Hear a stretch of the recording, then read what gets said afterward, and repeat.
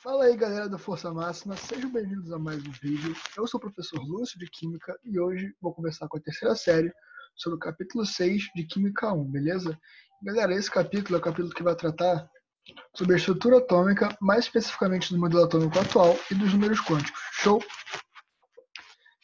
Então, recapitulando, na nossa última aula, a gente estudou o modelo atômico de Rutherford, né? Onde a gente chegou à conclusão de que Rutherford fez o experimento e ele propôs o seguinte modelo: o átomo teria um núcleo que é positivo e denso no seu centro, onde estariam localizados os prótons e os nêutrons, e ao redor desse núcleo positivo você teria uma região conhecida como eletrosfera, onde os elétrons estariam distribuídos de carga negativa. Show? Mas esse modelo tinha um problema, que eu até conversei com vocês. Se o núcleo é positivo e os elétrons são negativos, como que o núcleo não atrai os elétrons, eles se chocam e o átomo colapsa? É para isso que, para explicar basicamente isso, que os outros modelos vieram depois, né? Mais especificamente um, que é o modelo atômico de Bohr, que vocês devem ter ouvido falar. Então, eu vou fazer o seguinte, eu vou passar direto por essa parte aqui inicial e vou voltar nesses conceitos conforme a gente for precisando. Vou passar direto aqui para o modelo atômico de Bohr. E o que Bohr fez? Né? Bohr buscava explicar, dentre outras coisas, o porquê que o átomo de Rutherford não colapsava. E aí ele fez isso na forma de 3 postulados, que são maneiras que você tem de afirmar coisas que você sabe que acontece, que explicam, você afirma coisas que explicam certos fenômenos, mas você não sabe explicar necessariamente por quê.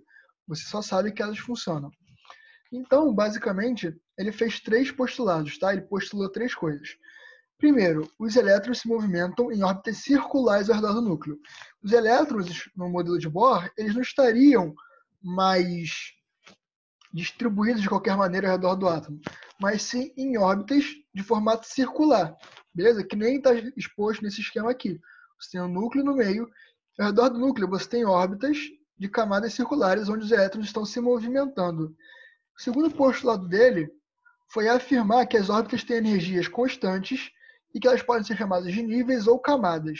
Então aqui, ó, cada uma dessas órbitas tem uma energia constante. E a gente se refere a elas geralmente como camadas ou então como níveis, beleza? A gente se refere a eles como camadas ou como níveis.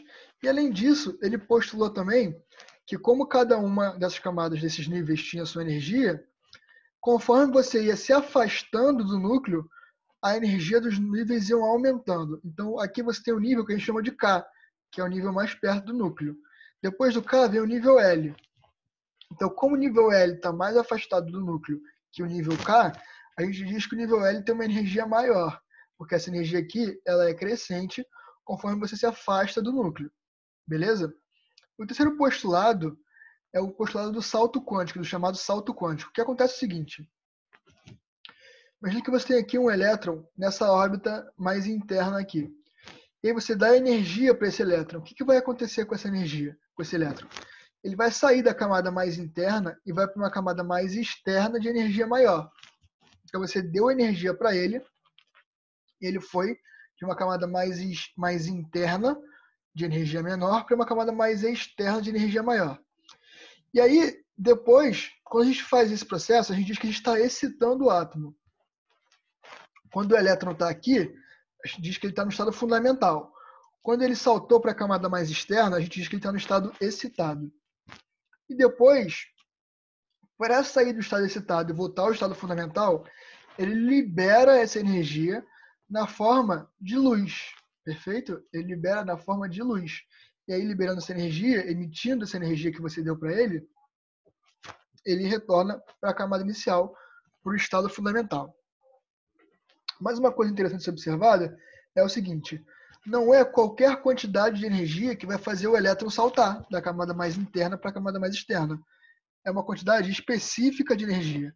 E aí a gente diz que essa energia ela é uma energia quantizada. Beleza? A gente diz que é uma energia quantizada. Então você pega esse elétron e dá um pacote de energia que tem uma quantidade de energia específica. A gente chama esse pacote de quanta. Daí que vem a palavra quântico. A gente dá um quanta de energia para esse elétron e ele vai para a camada mais externa, que nem a gente pode observar aqui.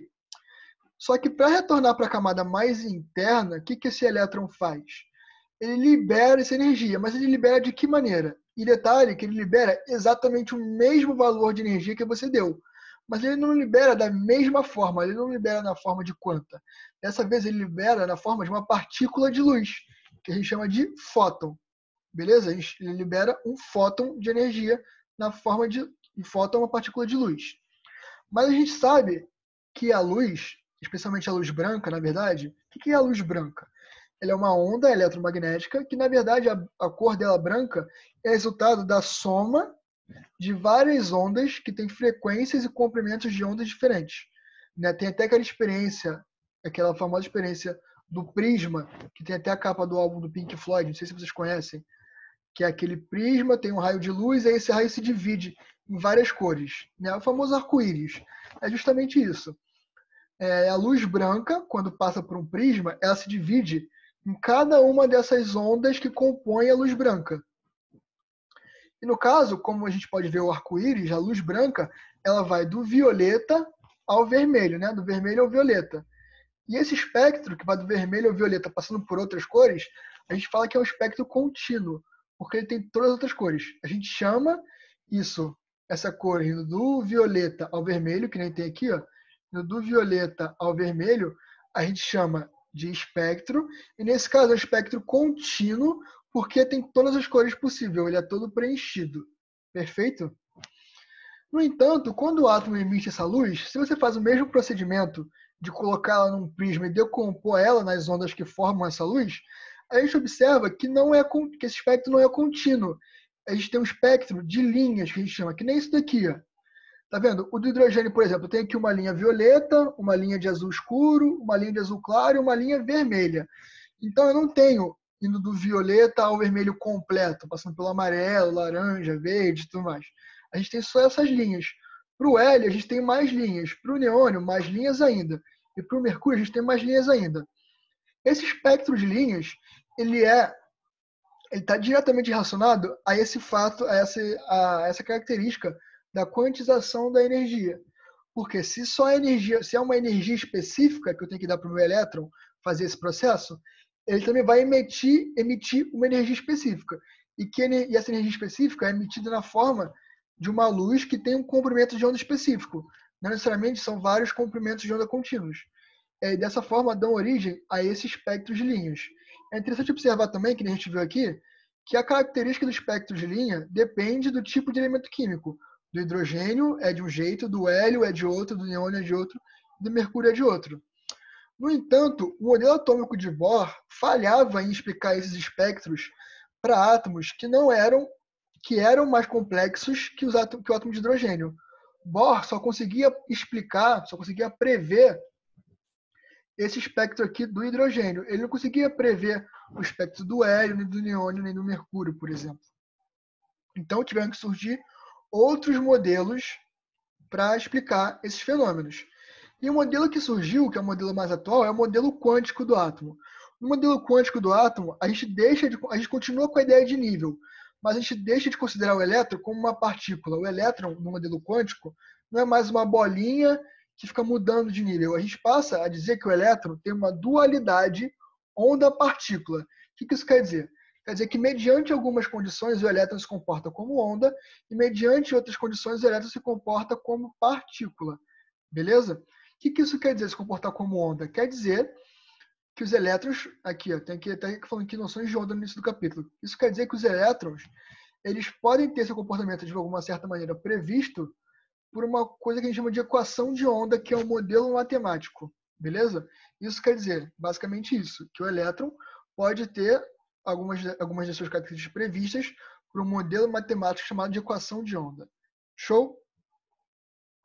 Então, a partir daí, a gente passou a estudar o átomo de uma forma muito mais complexa do que a gente tinha inicialmente, a partir dessa proposição da dualidade onda-partícula do elétron.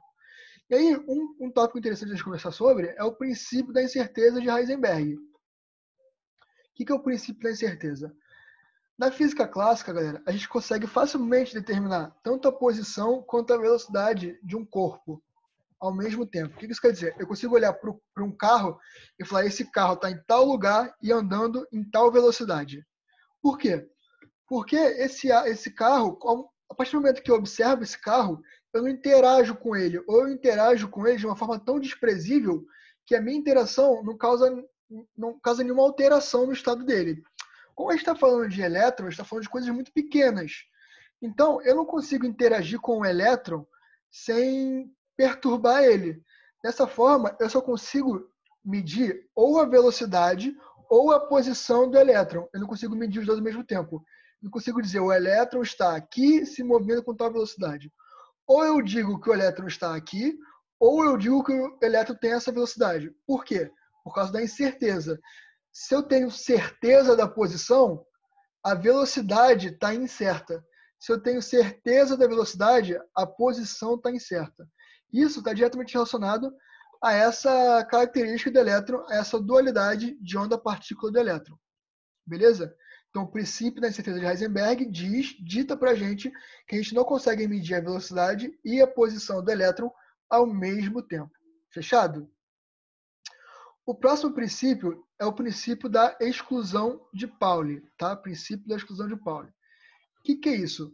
Pauli buscou formas da gente diferenciar os elétrons uns dos outros. Porque nesse modelo quântico fica muito difícil eu definir com qual elétron eu estou trabalhando, qual elétron eu estou observando. Então, Pauli buscou maneiras da gente definir, da gente descrever, melhor dizendo, o movimento do elétron de acordo com algumas características que a gente chama de números quânticos. Números quânticos são quase como uma coordenada do elétron. Eles indicam o nível, o subnível e algumas outras coisas, tais como orbital e spin, que a gente não viu ainda do elétron. Beleza? E são 4 números quânticos que são necessários para descrever o movimento de um elétron. Quem eu estava falando é um número quântico relacionado ao nível, ou a camada, que a gente chama de número quântico principal. E aí, Pauli dividiu a camada. Ele descobriu. Eita! Ele dividiu a camada em subníveis. Ele dividiu a camada ou o nível em subníveis. E aí, o segundo número quântico diz respeito ao subnível. Beleza? E a gente chama ele de subnível secundário, de número quântico secundário. Então, o principal fala do nível, secundário fala do subnível. O terceiro número quântico é o número quântico magnético, que diz respeito a uma divisão dos subníveis, que são chamadas de orbitais. Beleza? São chamadas de orbitais. E dentro de cada orbital cabem 2 elétrons. Sobre os orbitais, tem um número quântico que diz respeito a qual orbital o seu elétron está, que é o número quântico que a gente chama de magnético. E no final, como a gente tem mais 2 elétrons dentro de cada orbital, tem um quarto número quântico, que é o número quântico de spin. Show? Então, esses 4 números quânticos são necessários para a gente diferenciar cada um dos elétrons do átomo. E o princípio da exclusão de Pauli diz justamente isso, que 2 elétrons diferentes não podem ter os mesmos números quânticos. Os números quânticos são característicos de cada um dos elétrons. Não existem elétrons com os mesmos números quânticos. Beleza? Então, eles são necessários para diferenciar os elétrons, para isso que servem os números quânticos, e são eles principal, secundário, magnético e spin. Beleza? Vamos começar agora a ver cada um desses números quânticos. Show? O primeiro deles é o número quântico principal, que diz respeito ao nível de energia, que nem eu estava falando. Então, cada nível de energia, cada camada tinha um nome, lembra? Camada K, camada L, M, N, O, P até o Q. A gente viu aqui em cima, nesse esqueminha de Bohr aqui. E cada uma dessas camadas, cada um desses níveis, recebe um número quântico principal. Para a camada K é 1, para a camada L é 2, e assim vai em ordem crescente. Então, se eu olho para o meu elétron e vejo que ele está na camada K, eu falo que o meu elétron tem o número quântico principal igual a 1. Se ele está na camada P, eu falo que o número quântico principal dele é igual a 6. Show? E cada uma dessas camadas tem uma quantidade máxima de elétrons. Camada K cabem até 2, camada L cabem até 8, camada M cabem 18, N32, O32, P18 e Q8. Beleza? O próximo número quântico é o número quântico secundário ou ainda azimutal. Lembrando, galera, voltando aqui, o principal é representado pela letra N e o secundário azimutal é representado pela letra L. E como eu falei para vocês, eles estão relacionados ao subnível de energia de cada elétron. Ou seja, há uma subdivisão da camada. Eu peguei a camada, eu dividi ela em subníveis, de forma que cada uma dessas divisões eu chamei de subnível, e cada um desses subníveis tem um número quântico secundário atrelado a ele. Esses subníveis recebem o nome de S, P, D e F. O subnível S tem secundário 0, o P tem número quântico secundário 1, o D 2 e o F 3. E cada um desses subníveis tem uma quantidade de elétrons que cabe dentro deles. No subnível S cabem 2, no P cabem 6, no D cabem 10 e no F cabem 14 no máximo. Beleza? Pode ter menos? Pode. Isso é no máximo. Show, quantidade máxima. O terceiro número quântico é o número quântico magnético. Ele diz respeito a uma subdivisão dos subníveis que se chamam orbitais. Um orbital nada mais é do que uma região no espaço onde eu tenho maior probabilidade de encontrar o elétron. Porque lembra que a gente falou do princípio da incerteza? A partir de agora, eu não consigo dizer que meu elétron está exatamente aqui. Eu digo que meu elétron tem chances de estar aqui. Eu trabalho com probabilidade. E o orbital é a região no espaço onde essa probabilidade é máxima. E cada subnível tem uma quantidade específica de orbitais. O subnível S tem um orbital. O subnível P tem 3 orbitais. O D tem 5 orbitais. E o F tem 7 orbitais. E cada um desses orbitais cabem até 2 elétrons dentro dele. E daí a gente consegue tirar, por exemplo, se o subnível S só tem um orbital, então cabem 2 elétrons dentro dele. Então a gente vê aqui, ó, o número máximo de elétrons do subnível S são 2. O subnível P tem 3 orbitais, mas em cada orbital cabem 2 elétrons. Então, se eu tenho 3 orbitais, em cada um cabem 2, eu vou ter 6 no total, que é o máximo do subnível P. Beleza? O número quântico magnético, ele vai indicar em qual orbital está o seu elétron. Ele é representado pelo Ml, pela sigla Ml. Então, olha só. Cada um desses quadradinhos aqui é um orbital. Por isso que eu falo que o subnível S tem um orbital só, porque tem um quadradinho. O P tem 3 quadrados. O P tem 3 quadrados. Então, ele tem 3 orbitais. O D tem 5 quadrados, 5 orbitais. O F tem 7 quadrados, que são 7 orbitais. E aí, cada um desses orbitais recebe um valor. O orbital do meio sempre tem um valor de 0. Tá vendo? 0, 0, 0 para cada um desses. E aí, para a direita, eu aumento mais 1, para a esquerda, eu diminuo menos 1. Então, o S só tem o do meio, só tem o 0. O P tem o do meio, tem 1 para a direita e 1 para a esquerda. Então, é mais 1 o da direita e menos 1 da esquerda. E isso, galera, esses valores, 0, mais 1, menos 1, mais 2, menos 2, mais 3, menos 3, são nada mais nada menos do que o número quântico magnético. Beleza? O número quântico magnético. E por fim, mais ou menos importante, o último número quântico é o número quântico de spin. Beleza? Que é representado pela letra ms. A gente tem uma definição que é um pouco errada de spin, que é o sentido de rotação do elétron no eixo dele. A Terra não gira em torno do próprio eixo, então a gente considera como se o elétron girasse em torno de si mesmo. E isso está diretamente associado a um campo magnético que cada elétron tem. Cada elétron tem um campo magnético. E aí a gente chama esse campo magnético de spin. No entanto, o elétron não gira de fato. O que a gente tem é que o spin é uma propriedade do elétron. Ele simplesmente tem, é uma característica dele. Entende? É uma característica dele. E aí, a gente costuma dizer que se o elétron está girando no sentido anti-horário, ele tem um spin valendo mais meio, é fracionário, tá? E se o elétron está girando no sentido horário, ele tem spin menos meio. Beleza? Então, por exemplo, se você tiver um elétron que está no primeiro nível de energia, no subnível S, beleza? No subnível S, no orbital do subnível S, e girando no sentido horário, a gente vai ter o seguinte. A gente vai ter Como ele está na primeira camada, o número quântico principal dele é 1. Como ele está no subnível S, o número quântico secundário dele é 0. Como ele está no orbital S, que só tem um orbital, no subnível S, que só tem um orbital, que é o orbital 0, o número quântico magnético dele também vai ser 0, né? Vai ser 0. E, como eu falei para vocês que estão no sentido horário, o spin dele vai ser menos meio. Geralmente, a gente representa os elétrons com setinhas para cima e para baixo, beleza?